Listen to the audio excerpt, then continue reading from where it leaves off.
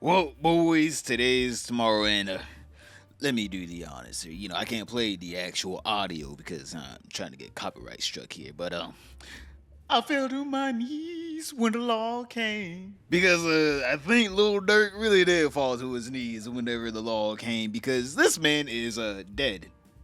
That's it. He's literally just not dead yet, but the state kind of wants to make sure he dies. They kind of are thinking about maybe we might put the death penalty on this case. Now, for anyone out there that doesn't know who Lil Durk is, he's a very popular and successful rapper. Extremely popular and successful rapper. He's from the same place that Chief Keef and King Von are from, O Block in Chicago, alright? These guys, essentially whenever they're younger, they're essentially domestic terrorists. Alright, let's go ahead and call a spade a spade.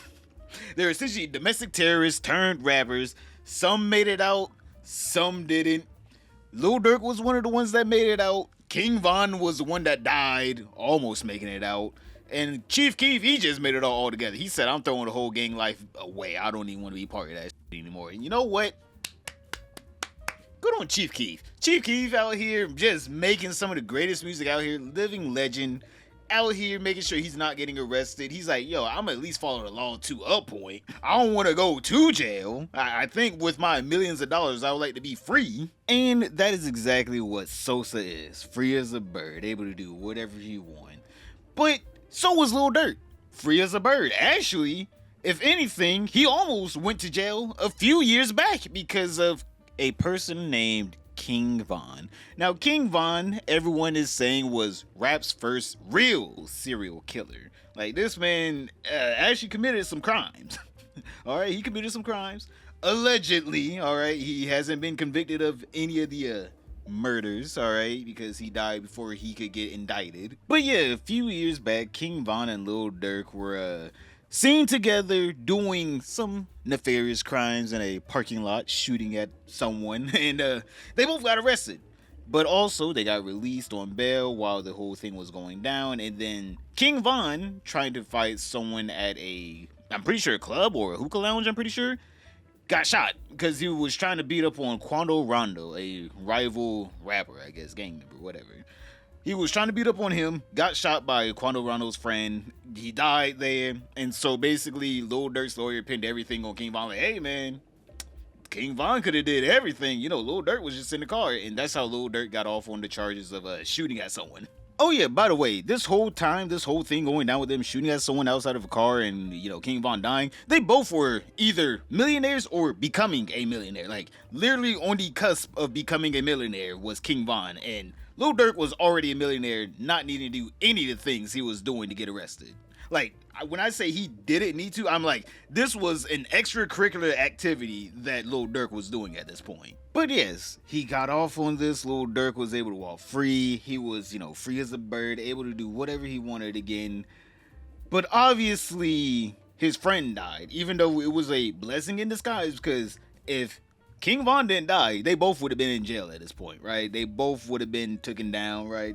So one of them had to die and get the blame pinned on him. And King Von was that person. He took one for the team. And you know what? Instead of Lil Durk being like, yo, I had a friend that made it out of this exact same situation a few years back and is now living the best life in California. What was his name? Sosa. What was his rap name? Chief Keef. Instead of doing like Chief Keef, getting out of the gang life and just being a multi-millionaire doing whatever you want, he couldn't do that. He had to get his get back for his friend. Now, don't get me wrong. I understand that. You got loyalty to your boys. But I mean, like, my guy. All the crimes that King Von allegedly did, quote unquote, that even Lil Durk knew about. Lil Durk was like, I don't know about this man, because even Lil Durk was warning people about King Von. All the crimes he did, you should have known. Hey man, that was divine intervention. God was looking down on me that night like, hey Durk, this your last chance, Durk. Come on, Durk. You got too much money on your pockets right now, Durk. You need to get out of here, Durk. And for some reason, he couldn't just leave the street life alone. And obviously, with his best friend King Von dying, Lil Durk had to get his get back. So Lil Durk hired a couple friends to go shoot at Quando Rondo. And you know what? They did shoot at him. Well, they were supposed to, kill Quando, but they didn't. They killed, I'm pretty sure, Quando's friend that was in his car with him at a gas station. So, I mean, like, someone did really die there, so it wasn't like it was a total loss. I mean, he got the hint. Someone wanted his life.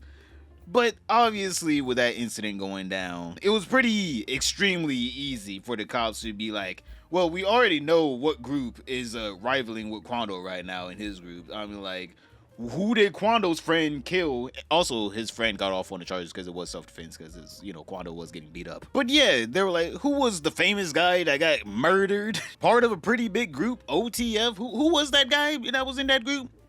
King Von. He got murdered by Quando's friend. And now Quando's friend is getting death threats, and Quando got shot at a gas station, and one of his friends in the car died. Lil Tim, the guy that murdered King Von, didn't die. It was another random friend of Quando Rondo's that died.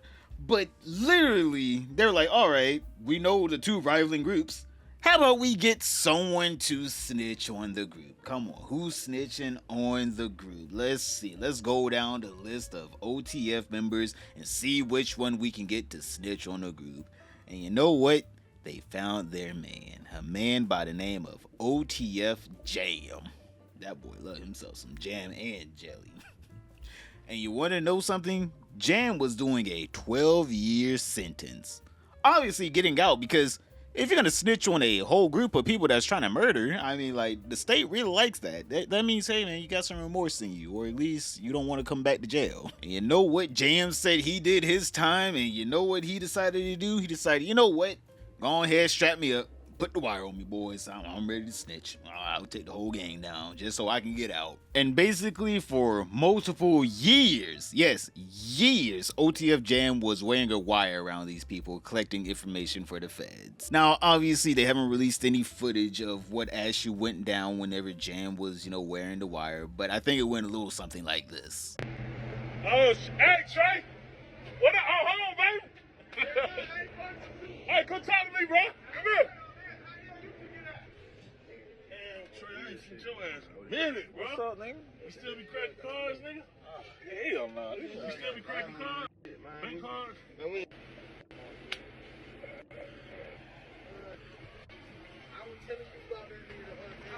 Y'all be safe.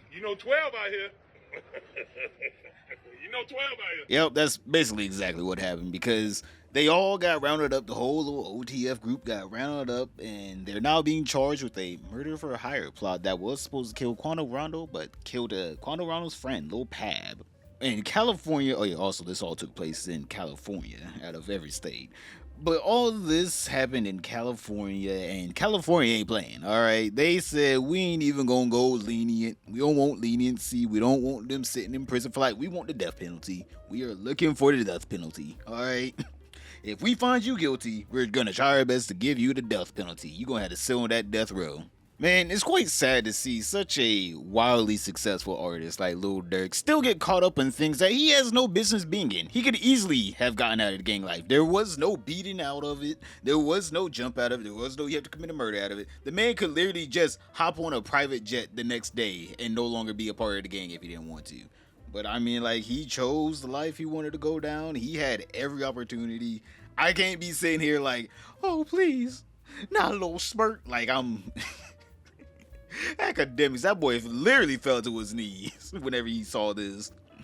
But yeah, I can't be sad if Lil Durk does get the death penalty because I'm just sitting here like, man, you got every opportunity. I mean, every opportunity. I mean, divine intervention happened. Literally, your friend died for your sins. He literally died for you. And you still was like, nah, I gotta commit this next crime. We gotta get this next murder in, all right? We gotta continue to spin the block. So yeah, it was a good run for Lil Durk, but the feds done caught up to this man with all of his crimes. Hopefully he doesn't get the death penalty, but who knows? Unlike Johnny Somali, I want this man to get the death penalty over there in Korea. This man is just a nuisance. Get this man out of here. We don't even need him to walk around the earth in general.